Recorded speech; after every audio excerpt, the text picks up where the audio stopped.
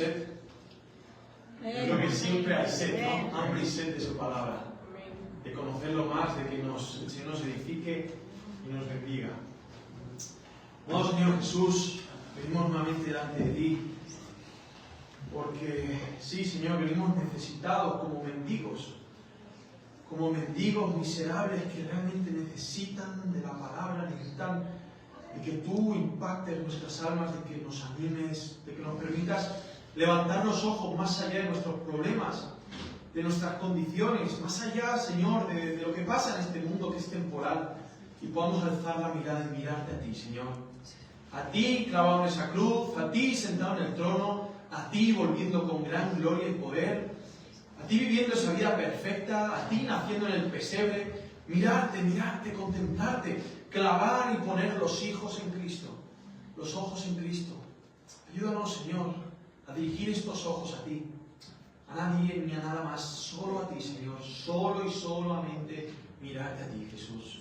Solo una mirada, que esos ciegos deseaban hacer, pero hasta que tú no les dabas la vista, no podían. Da vista hoy a los que están ciegos aquí, que llevan tiempo querer mirar hermosura y se han cansado de mirarse en el espejo y ven que en ellos no hay belleza alguna y que solo se halla en ti, Señor. Por favor, deslumbra, despeluca, remueve todo lo que hay adentro de nuestras almas. Pon en orden todo aquello que esté en desorden, para que tú seas el centro de nuestras vidas. Te lo suplicamos en el nombre de Jesús. Amén. Hay algo sobrenatural que pasa casi cada domingo, y es que desde las alabanzas, la entrada y la predicación, todo va coordinado sin ponernos de acuerdo. O sea, es impresionante. Lo que se ha cantado, lo que se ha hablado, todo esto tiene que ver con el capítulo 26 de Isaías. Estamos en la serie de Isaías, ya hace, no sé si más de un año, que empezamos el Evangelio de Isaías, porque habla muchísimo de Jesucristo, o el Apocalipsis de Isaías, porque habla mucho de la venida de Cristo también, y del fin del mundo. Es una maravilla. Es muy poderoso este libro, y vemos que va por órdenes, partido en lo que es algo poético, simbólico, histórico, profético, y vamos viendo cómo cada texto quizás abarca incluso hasta los 3 o 4 aspectos, ¿no?, de la interpretación bíblica. Por lo tanto, no es un libro fácil, no es un libro, digamos así, que uno pueda tratarlo de forma ligera, pero cuando el foco del libro es Cristo, todo se pone en su orden. Cuando no es el pueblo judío, el pueblo de Israel, ni tampoco las naciones de alrededor, cuando el centro del libro de Isaías y de la Biblia entera es Cristo Jesús, entonces todo se simplifica, se vuelve más llano, se vuelve más fácil de entender, cuando Cristo Jesús es el centro, ¿no? Este capítulo lo partiré en 3 partes, en 3 preguntas. La primera va a ser, ¿cuál es esta ciudad? Que aquí, si vamos viendo, el texto empieza hablando de una ciudad fuerte. Y así se titula el sermón, ciudad fuerte. El segundo párrafo, buscaremos en responder, ¿quiénes son estos ciudadanos? Hemos cantado de esto, se ha hablado de esto. La Santa Cena, hoy también ha ido encajado con esto. O sea, esto es sobrenatural. No nos llamamos entre semana para decir a ver qué íbamos a hacer, nada de esto, ni las canciones. Es Dios, queriéndonos hacer entender una vez por todas cuál es nuestra ciudadanía, hacia dónde estamos yendo.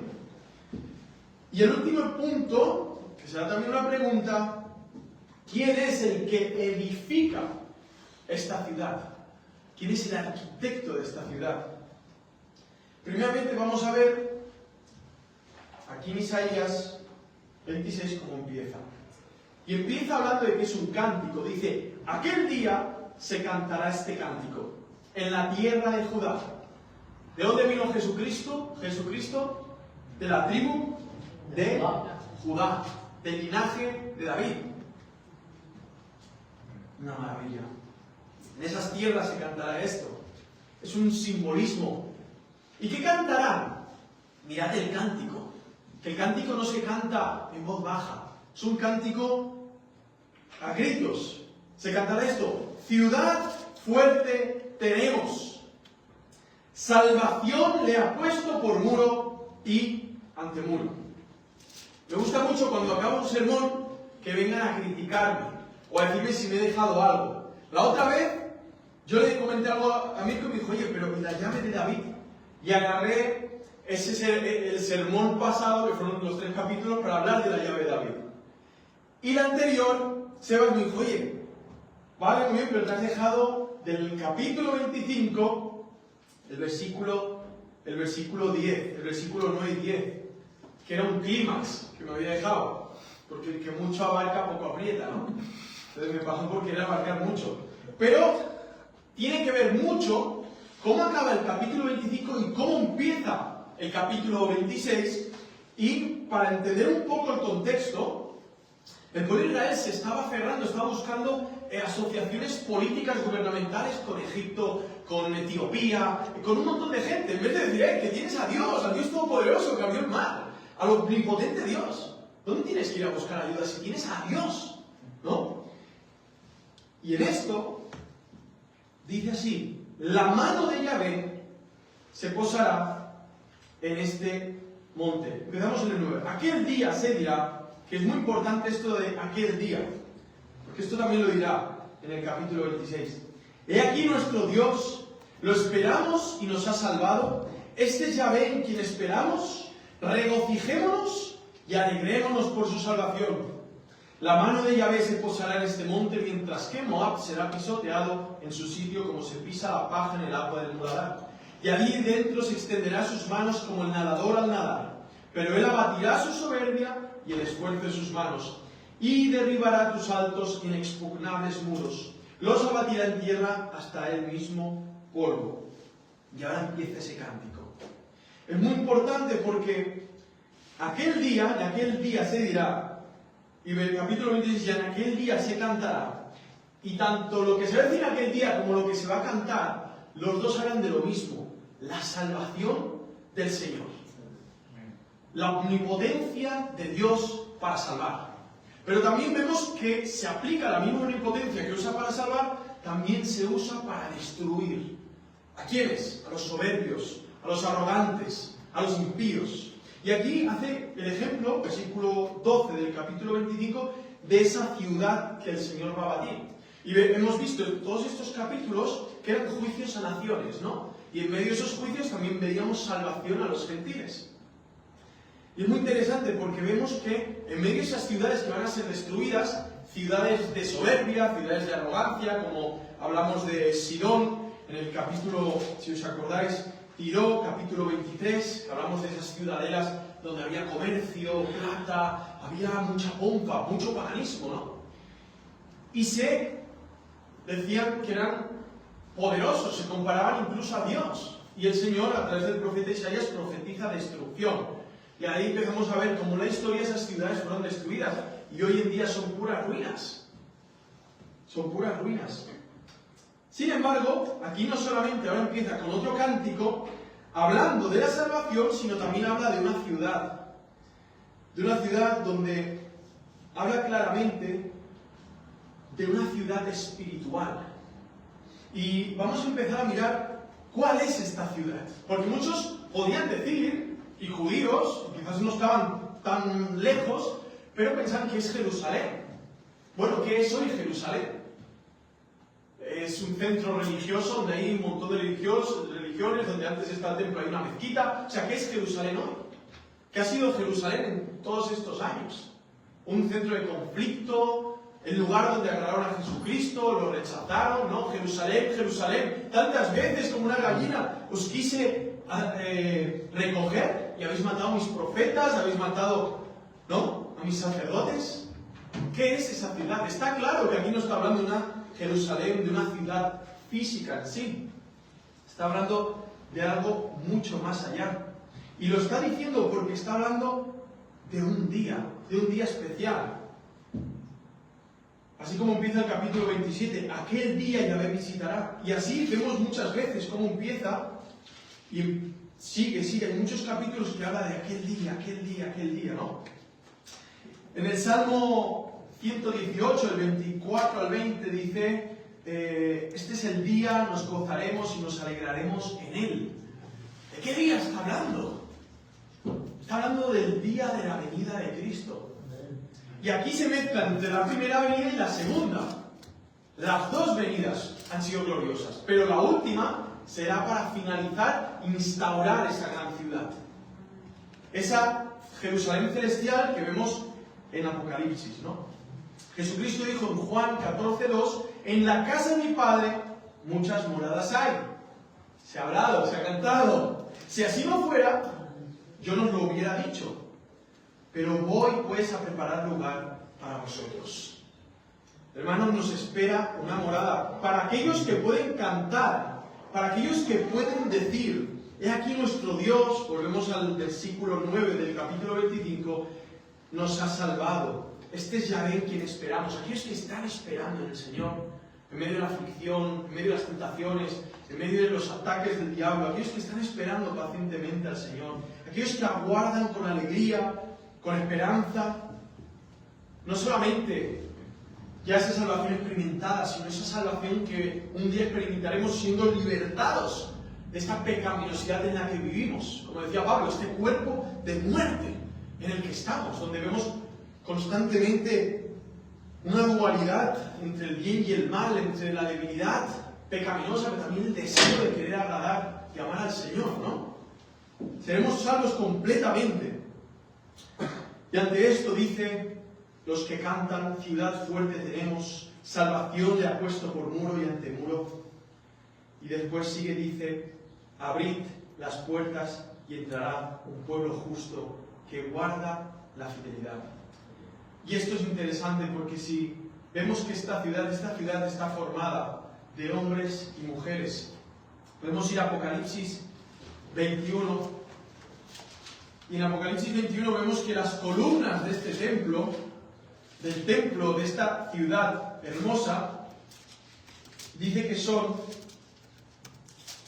bueno, dice, vi un cielo nuevo y una tierra nueva, porque el primer cielo y la primera tierra pasaron y el mar no existía más, y vi que descendía del cielo de Dios la ciudad santa, una nueva Jerusalén dispuesta como una esposa ataviada para su esposo, y oí una gran voz procedente del trono que decía, he aquí el tabernáculo de Dios con los hombres, y morará con ellos, y ellos serán pueblos suyos, y Dios mismo estará con ellos. Y enjugará toda lágrima de sus ojos, y no existirá muerte, ni habrá llanto, ni clamor, ni dolor, las primeras cosas pasaron. Y vamos a ver quién no entra, que esto lo tocaremos más tarde, quién no va a entrar en esta ciudad. Y después empieza, tiene un muro grande y alto, el cual tiene 12 puertas, y sobre las puertas 12 ángeles, y ahí empieza a hablar. También dice en el 19, los fundamentos del muro de la ciudad habían sido adornados con toda piedra preciosa. Aquí habla de las 12 puertas, que puede ser todo simbolismo. También dice que es de oro puro. Dice que en ella no había santuario, porque el Señor Dios Todopoderoso y el Cordero es el santuario de ella. Dice que la ciudad no tiene necesidad del sol ni de la luna para que la iluminen, porque la gloria de Dios la iluminó y el Cordero es su lumbrera. 24, las naciones andarán a la luz de ella y los reyes de la tierra le llevarán su gloria. Y dice que nunca jamás sean cerradas sus puertas de día, allí no habrá noche, y llevarán a ella la gloria y el honor de las naciones. Que nunca jamás entre en ella ninguna cosa inmunda que hace abominación o mentira, sino solo los que han sido inscritos en el rollo de la vida. Y aquí vamos conociendo esta ciudad. Esta ciudad que Isaías nos está dando, pues imaginaos, 600 años antes de que el Señor Jesucristo viniera, ya estaba hablando de esa ciudad celestial. Ya estaba hablando de aquellos que iban a entrar en esa ciudad celestial. Ya hablaba de aquellos que no iban a entrar, se iban a quedar fuera de esa ciudad. Es muy fuerte, señores. Estamos hablando de un libro, pues que, como todo el libro de la Biblia, inspirado por Dios. Inspirado por Dios. Lo podemos ver en Juan 10 también. Juan 10:9. Dice, yo soy la puerta. El Señor es la puerta de esta ciudad. ¿Y qué dice? El que por mí entra será salvo, y entrará y saldrá y hallará pastos. Y cuando vamos aquí, en el versículo 2 del capítulo 26 de Isaías, que dice, abrid las puertas, y entrará un pueblo justo, que guarda la fidelidad, o como dice la Reina Valera, como dice en la otra versión, y entrará la gente justa, guardadora de verdades. de verdades. Ahora llegamos a eso. Es impresionante, vais a flipar en colores. ¿Qué significa esto? Porque estamos hablando de esa ciudad celestial, pero vamos a entender que nosotros somos parte de esa ciudad. Somos ladrillos, somos las columnas del templo de esa ciudad. O sea, somos la ciudad y los ciudadanos como Cristo era el sacerdote y el sacrificio que se presentaba en el altar. Y ahí entramos realmente en una dimensión espiritual donde el Señor nos va a dar entendimiento de quiénes son los ciudadanos, la identidad. Qué bonito, ¿no? Cuando te piden pasaporte y estás orgulloso de tu país, sacarlo en la aduana. ¿No te da vergüenza? Venezolano, dominicano, español, de Ecuador, de Colombia, de México, o sea, suizo. No te da vergüenza, es lo que hay. Dios quiso que naciese en ese país, punto. Ya está. Doble italiano-argentino, aquí tenemos varios. O italiano-venezolano. Pues imaginaos cuando se trata de hacia donde yo estoy siendo por Dios dirigido. ¿Cómo no puedo conocer yo esa ciudad, aunque aún no esté ahí? ¿Cómo no puedo conocerla y imaginarla? ¿Cómo no me puedo sentir formar parte de esa ciudad? ¿Cómo no me puedo sentir que soy un trozo de esa ciudad, de esa ciudadanía? Dicen que en la ciudad de Medellín los paisas aman mucho lo suyo, y es normal, no está mal. Y cuando hicieron el tren de Medellín, alguien por allí como que quería hacer un graffiti, y la gente cuidando su metro, ¿no? Su tal, y lo agarraron y le pegaron un palizón. Como diciendo, no, aquí vete a pintar tu casa, esto es de todos, esto no se toca. Hay otros países que les da igual pintar algo, lo rompen, les da igual, y como que aquí no pasa nada, y miran para otro lado, ¿no? O sea, cuando se trata de algo celestial, de la ciudad celestial, y alguien, ciego totalmente, está caminando hacia la ciudad de destrucción, hacia el infierno, nosotros como ciudadanos de esta ciudad celestial deberíamos abrirle las puertas y decir, mira amigo, está abierta la puerta de la ciudad, solo tienes que pasar, y ahí cuando que no quieren pasar de rodillas a Cristo y arrepentido, ahí dicen, no, entonces no me interesa ser ciudadano allí, porque arrodillarse, humillarse uno mismo, quebrantarse uno mismo. No, hay que entrar con el pecho bien en alto. Hay que entrar diciendo, yo soy digno de esta ciudad, yo me merezco entrar ahí. Y esto es lo que Isaías constantemente está diciendo al pueblo. Nosotros, por nosotros mismos, no podemos heredar nada bueno. Nosotros, por nosotros mismos, no podemos alcanzar ser ciudadanos de allí. Nosotros, por ser judíos, circuncidados al 8º día, etcétera, hacer todos los ayunos, todos los ritos, todo eso, por eso no nos ganamos el cielo.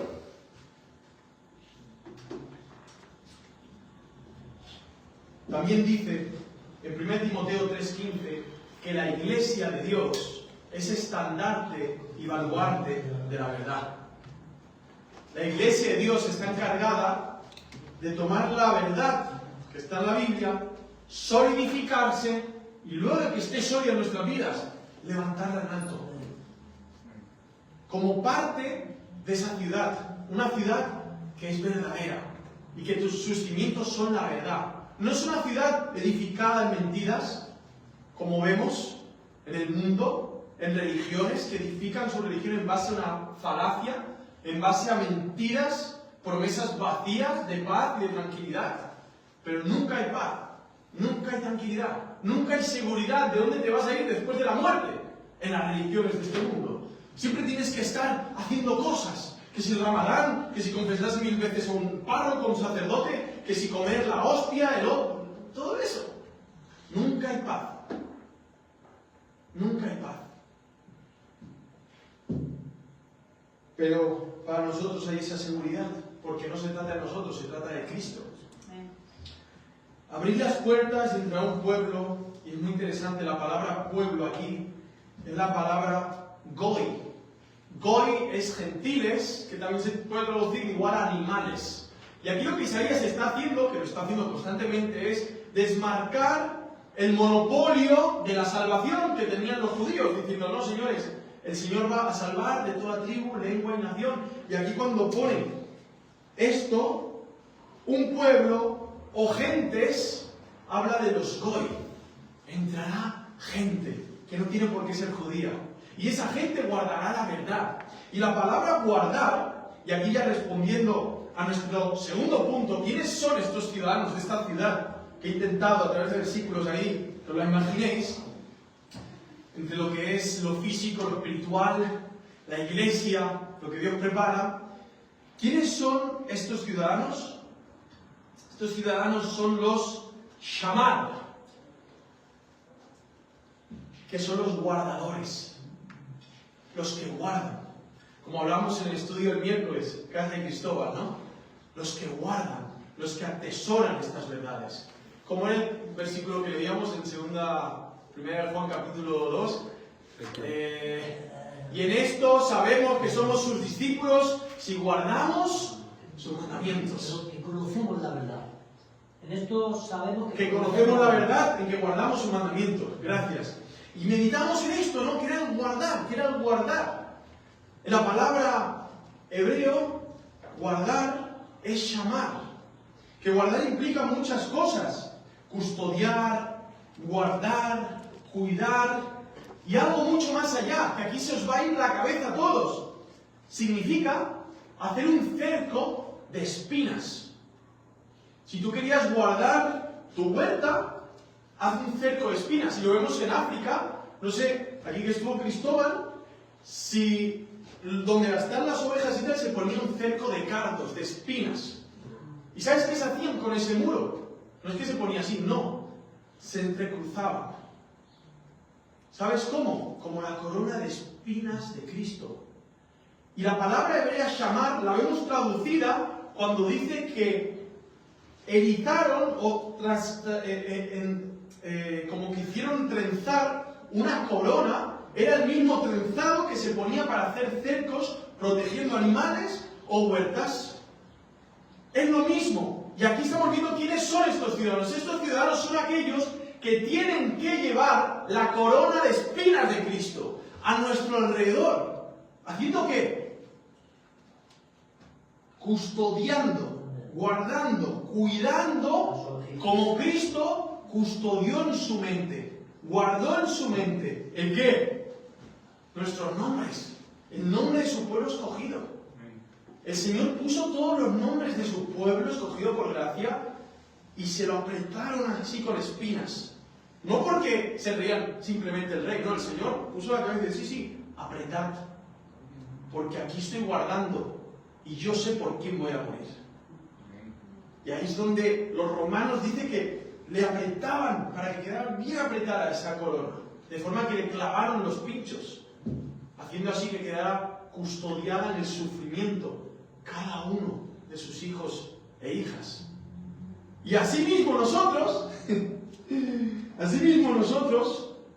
debemos ser esos shamares, esos shamar de la verdad, custodiar la verdad. Por eso Pablo habla cuál es el yelmo, qué es lo que se pone en la cabeza cuando habla de la armadura de Dios. Aquí en Efesios 6:17. ¿El yelmo de qué? De la salvación. De la salvación. La verdad, la salvación. ¿No? ¿Por qué? Porque debemos custodiar esos pensamientos.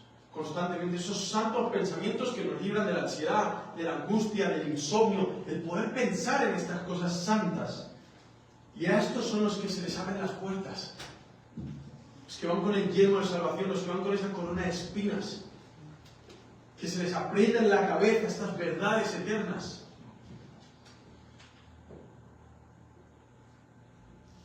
Vemos en el versículo 3 que ahora no solamente son los shamar, también son los natzar. No solamente son los que guardan, también son los guardados.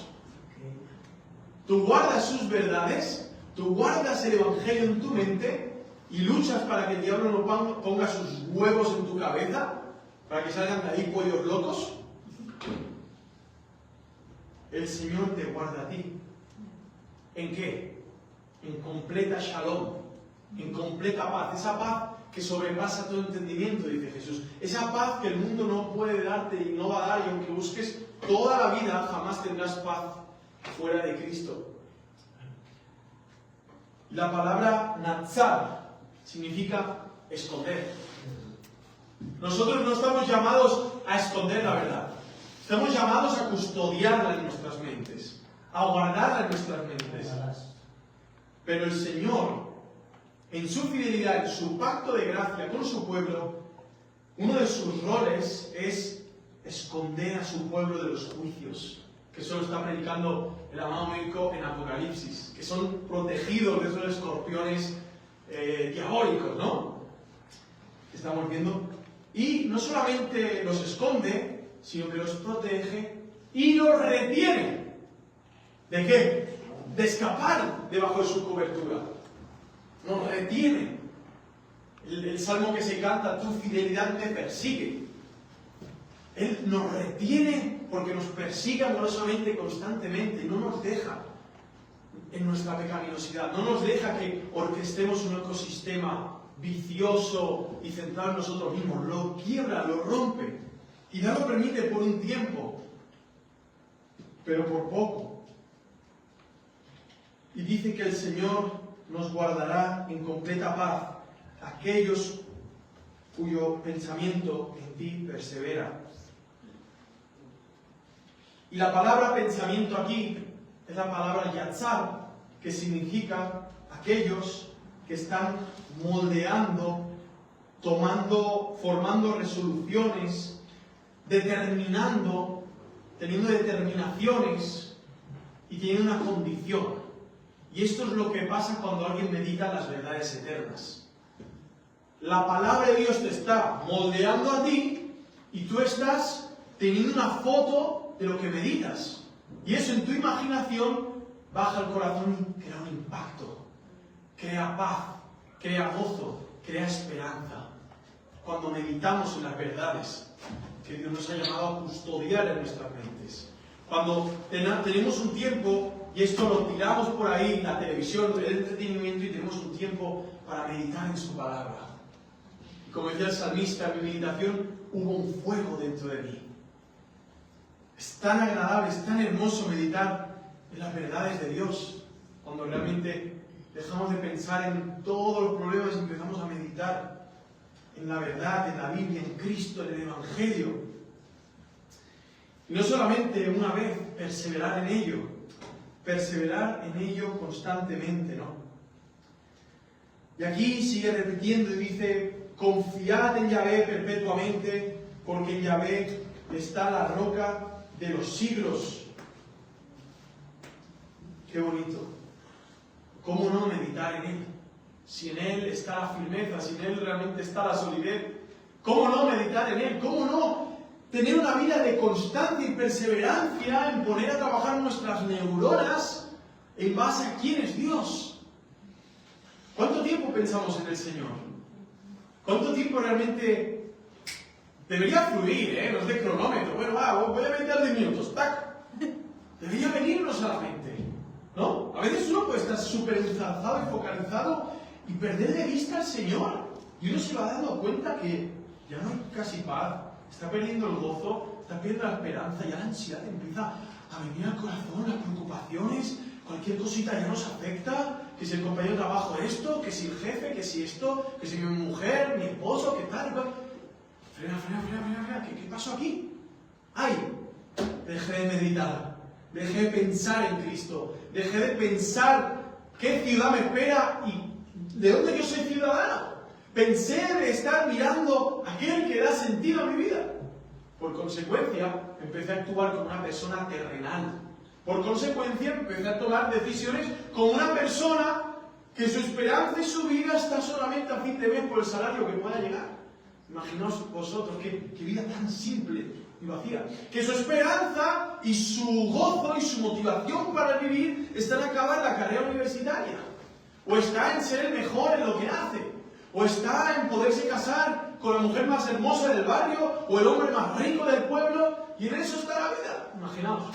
Y cuando llegan allí, si es que llegan, van a darse cuenta que la frustración es mucho más grande que antes, porque antes agarraban fuerzas de esa motivación y de ese prisma, de ese horizonte. Llegaron y ahora ¿qué te queda?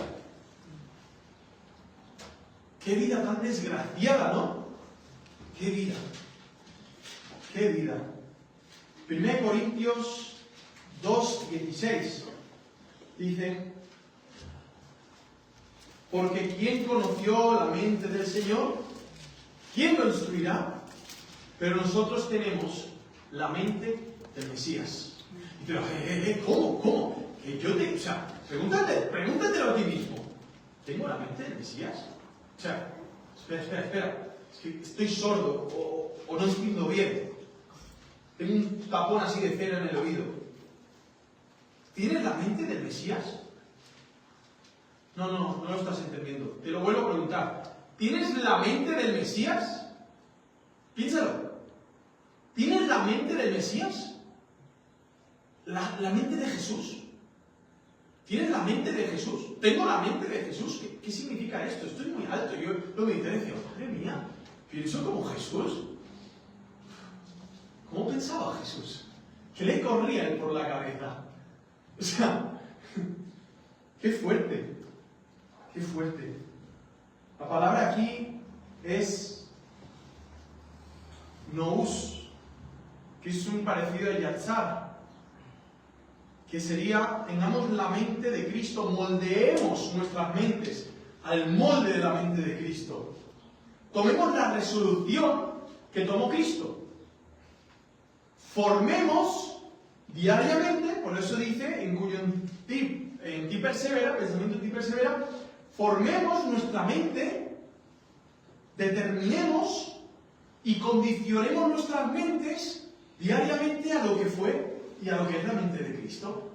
Imposible hacerlo sin la palabra de Dios.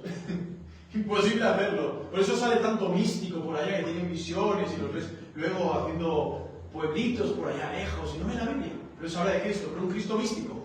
Un Cristo sectario, un Cristo que no tiene nada que ver con lo que es el Cristo de las Escrituras. Por eso hay tantas sectas, porque quieren hacerse moldes de Cristo, pero no a la luz de lo que Cristo reveló, de quién es Él.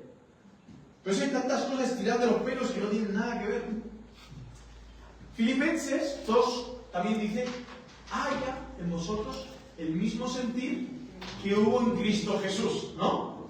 Que estando en forma de Dios, lo va a poner aquí Sebastián, no quiso por igual ser a Dios, sino que se despojó a sí mismo, vino aquí en forma de hombre, forma de esclavo, y murió en muerte de cruz.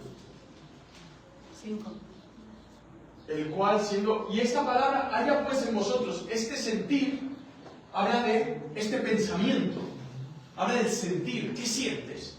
¿Qué sientes? Pues dice, tú tienes que sentir esto. Tú tienes que sentir que hubo lo que hubo también en Cristo Jesús, el cual siendo en forma de Dios no estimó el ser igual a Dios como cosa que aferrarse, sino que se despojó a sí mismo tomando forma de siervo, hecho semejante a los hombres y estando en la condición de hombre, se humilló a sí mismo haciéndose obediente hasta la muerte y muerte de cruz. Por lo cual Dios también le exaltó hasta lo sumo y le dio un nombre que es sobre todo nombre, para que en el nombre de Jesús se doble toda rodilla a los que están en los cielos y en la tierra y debajo de la tierra. Ahora tendré este mismo sentir, para que se rodillen ante mí. No está diciendo esto. Para que nosotros también seamos siervos. Pero por si aún no nos ha quedado claro, cuando vamos a Efesios, dice que amemos a nuestras esposas a sí mismo, como hubo en el sentir de Cristo. ¿Cómo? Que se entregó por ella. Así mismo hay que amar a la esposa, como Cristo amó a la iglesia. Aquí ya vemos que empiezan a poner, y que las esposas no miran a los esposos, también al revés. Porque es un llamado a hombres y mujeres, pero en sí especialmente al hombre. Cuando vemos todo esto, estamos conociendo un poquito quiénes son estos ciudadanos. Personas que meditan en las verdades eternas, personas que guardan, cuidan y custodian sus pensamientos para que todos ellos sean el reflejo del sentir que Cristo hubo al dejar su gloria y venir a la tierra. Estos son los ciudadanos, los que están peregrinando hacia llegar a casa. Estos son. Estos son.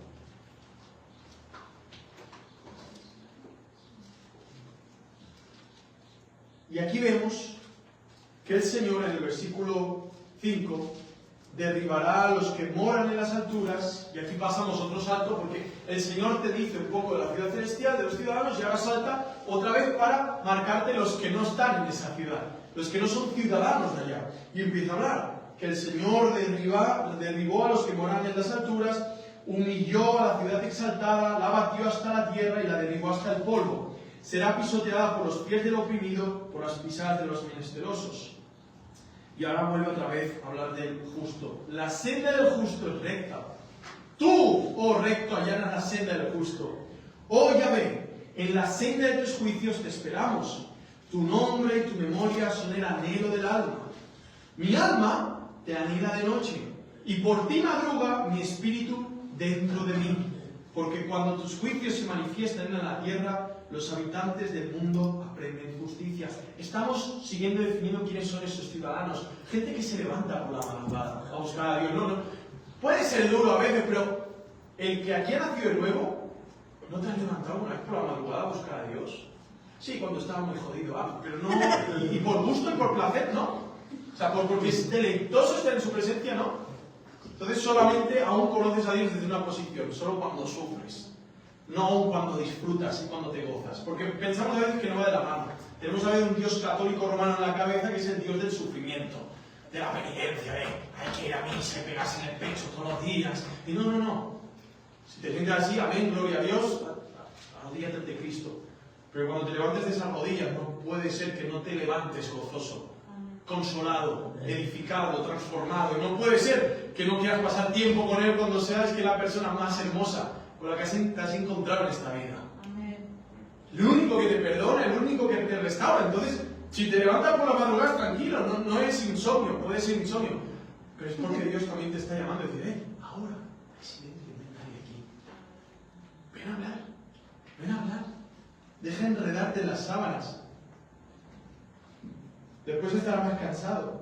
Levántate. Y aquí está definiendo esto. La senda de tus juicios te esperamos. Gente que espera, gente que tiene memoria del Señor, gente que anhela a Dios por la noche, que piensa, que sabe que el único que puede escuchar tus problemas es Dios. ¿Tienes problemas? No, me he equivocado de lugar. Sí, es que la primera se está en la estás, hay gente con problemas. Es otro escenario, pero es el mismo, la misma situación. La condición es la del pecado, la del distanciamiento de Dios. Gente necesitada del Señor.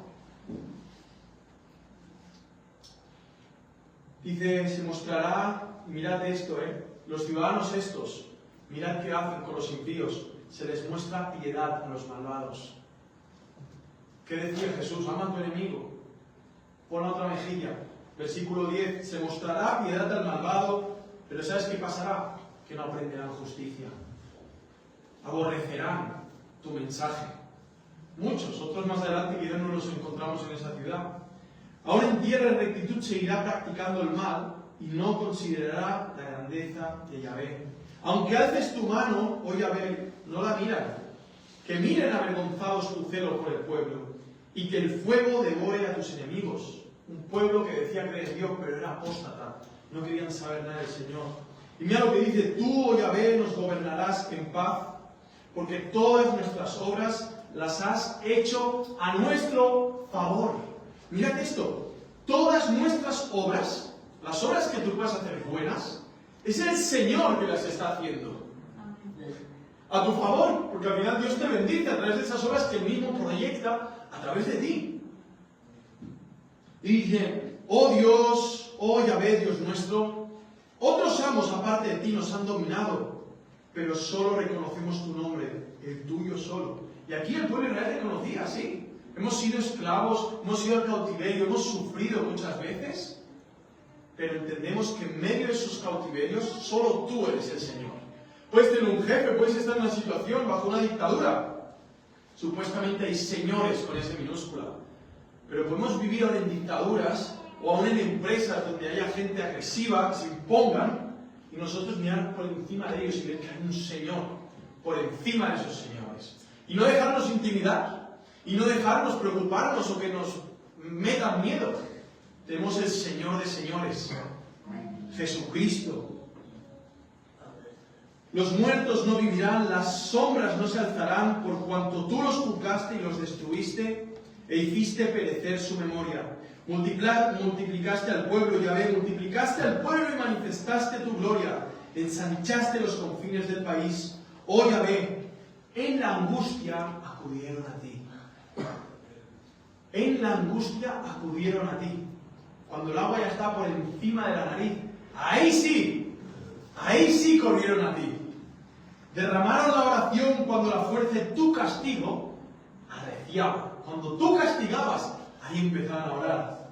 Como la parturienta que le llega al parto se retuerce y grita de dolor, así hemos estado en tu presencia, Yahvé. ¿Te has encontrado angustiado alguna vez? ¿Te has encontrado alguna vez así que no puedes más? Pues que sepas que esa situación la guió Dios para que tu clamor saliera de tu boca hacia su trono.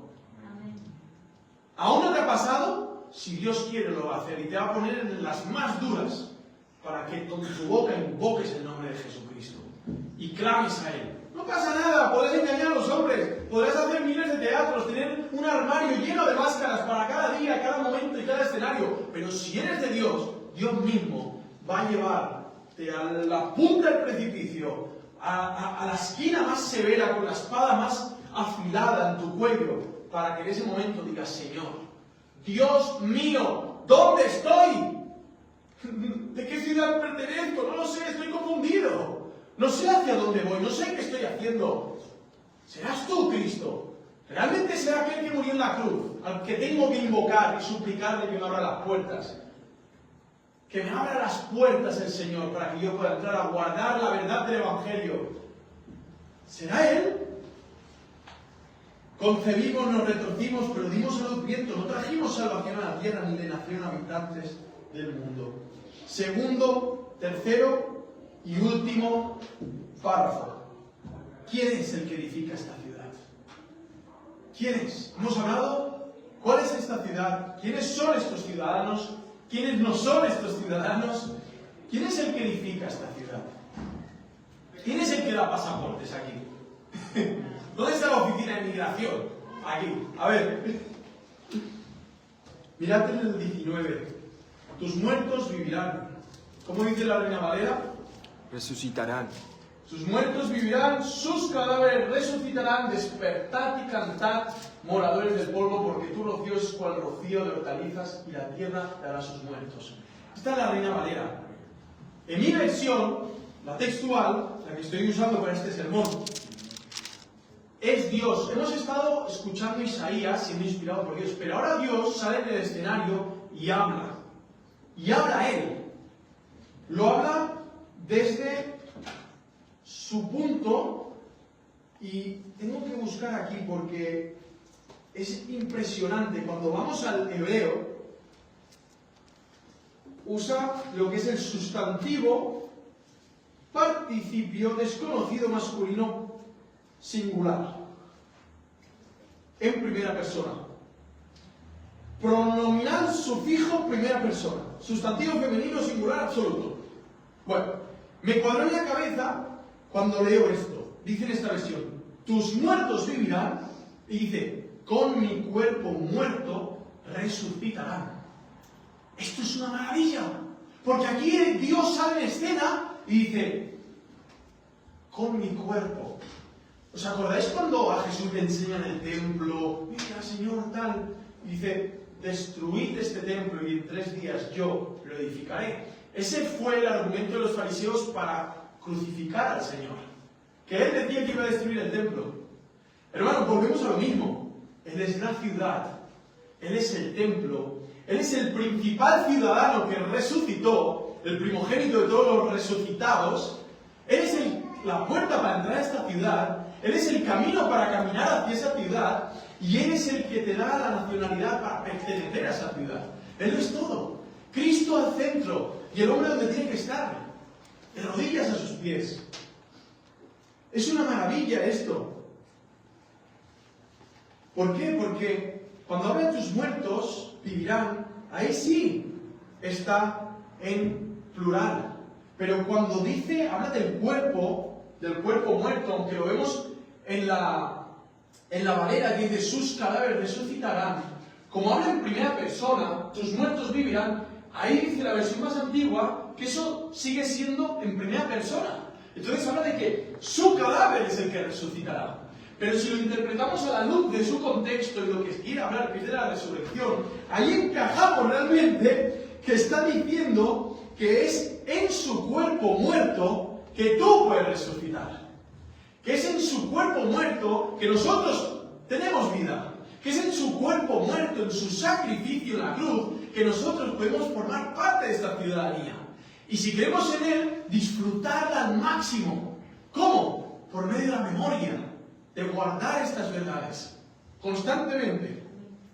Por eso mismo, tus muertos vivirán, con mi cuerpo muerto resucitarán. Hermano, aquí hay una de versículos que flipáis, que habla de la resurrección. Colosenses 1:18 es una maravilla. Colosenses 1:18 dice así, y él dice, desde el 15, él es la imagen de Dios invisible, el primogénito de toda creación, porque en él fueron creadas todas las cosas, en los cielos y en la tierra, visibles e invisibles, tronos, dominios, principados, potestades.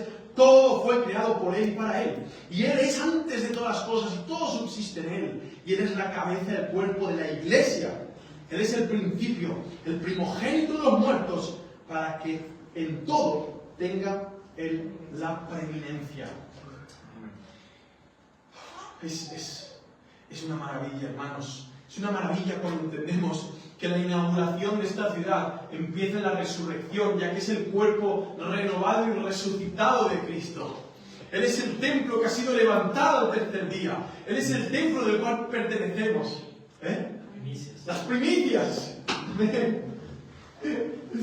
Amén. Esto da mucho gozo, hermano. Meditadlo, por favor, meditadlo. No dejéis que el diablo meta esos pensamientos de amargura, de envidia, de podredumbre, de lujuria, de lascivia. Luchemos, hermanos, luchemos. El yermo de la salvación es porque te salva de ser un desgraciado, es porque te salva de ser un miserable, es porque te salva de ser un tipo pésimo, que va todo el día quejándose. Déjate quejar ya, tío. Cristo sufrió por todos los pecadores, por todo su pueblo escogido por Dios. Deja de quejarte, deja de ser un amargado, un tipo negativo, una tipa negativa. Piensa en esto. Piensa en esto. Piénsalo, hazlo. No te vayas de aquí diciendo, no voy a pensar. No te vayas siendo un rebelde. Piensa en esto. No te vayas de aquí siendo rebelde. No seas estúpido, por favor. No seas tonto. Piensa en esto, te beneficia. Más que cualquier otra cosa en este mundo nos beneficia. No seamos tontos. No seamos ovejas rebeldes. No seamos cabras. Por favor. Y acabando ya, 1 Corintios 15 dice desde el 12. Con esto finalizamos. Porque vaya tela, tiene mucho. Dice, y hasta somos, otra vez me pasa, empezaría desde el principio. Dice, porque si no hay resurrección de muertos, tampoco el Mesías fue resucitado.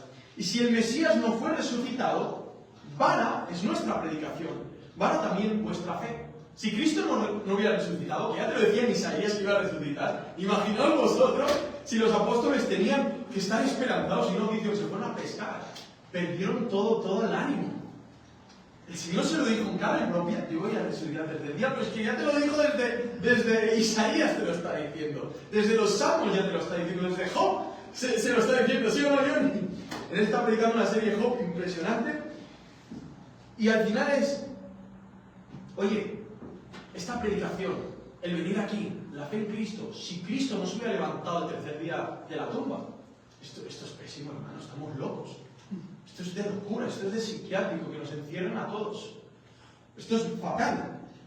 Y hasta somos hallados falsos testigos de Dios, porque testificamos que Dios resucitó al Mesías, al cual no resucitó, si es verdad que los muertos no son resucitados. Ahí dice, porque si los muertos no son resucitados, tampoco el Mesías fue resucitado. Y si el Mesías no fue resucitado, vuestra fe, tu fe, mi fe es inútil. No sirve para nada. Tú estás viviendo una ilusión. Ahí con mi compañero Jean Paul en la pausa me contaba de un pastor que hablaba con Mateo y dice, mira amigo, si tú tienes la razón, vale, no pasa nada, nos morimos y ya está. Pero si yo realmente estoy diciendo la verdad, que hay un infierno, que hay un juicio, que hay un cielo, hay un arrepentimiento a Cristo, entonces tú estás en un gran problema. O sea, por tu parte no pasa nada, pero si es por la parte que dice la Biblia, tú estás en un gran problema. Es lo mismo, o sea, ¿cómo nos vamos a dar cuenta, aunque Cristo resucitó y más de 5.000 testigos vieron a Cristo resucitado en Jerusalén? En el último día, como se hablaba también, todo el mundo experimentará la resurrección, sea para tener un nuevo cuerpo para irse al infierno o un cuerpo glorificado para adorar a Dios por toda la eternidad. Todo esto será evidente. Viene una resurrección. Viene el momento donde las trompetas sonarán. Y también los que durmieron en el Mesías perecieron. Si solamente para esta vida esperamos en el Mesías, somos los más... Mira, si al final esto no es verdad, ¿sabes quiénes somos? Los más dignos de lástima de todos los hombres. ¿Sabes por qué? Porque nuestra esperanza es la más grande que existe. No esperamos en un cielo, un paraíso con 20 vírgenes, no esperamos que habrán fuentes de vino, y no sé... No, que es todo eso, es un cielo terrenal. Esperamos ver a Jesucristo y estar con Él por toda la eternidad. La esperanza más grande que pueda existir. Y la que nunca va a ser frustrada. ¿Por qué? Porque fue sellada con su resurrección y será sellada con tu resurrección. Con una doble resurrección. La que ya pasó históricamente y la que está por venir. Históricamente también. Porque todas las señales apuntan allí. Y señales históricas. Pero ahora, dice Pablo, el Mesías fue resucitado entre los muertos como primicias de los que duermen. Porque por cuanto la muerte vino por medio de un hombre, también por medio de un hombre la resurrección de los muertos. Y quisiera leer toda 1 Corintios 15, pero léela en tu casa mejor, porque hasta aquí ha llegado el sermón. Señoras y señores, seamos ese pueblo guardadores de verdades que recuerdan su identidad, que aunque vamos en un mundo donde hay ciudadanos de una ciudad destruida, llamémosles, porque las puertas han sido abiertas. Llamémosles al Evangelio, llamémosles al arrepentimiento. Las puertas siguen abiertas. Cuando empieza a llover fuego, entonces las puertas se abrirán, como el arca de Noé. Pero ahora están abiertas. Venid a Cristo, arrepentíos a Cristo. No seáis soberbios, arrogantes, prepotentes, porque si no, pereceréis en la ciudad de la destrucción. Humillémonos a Cristo. Amén. Así es.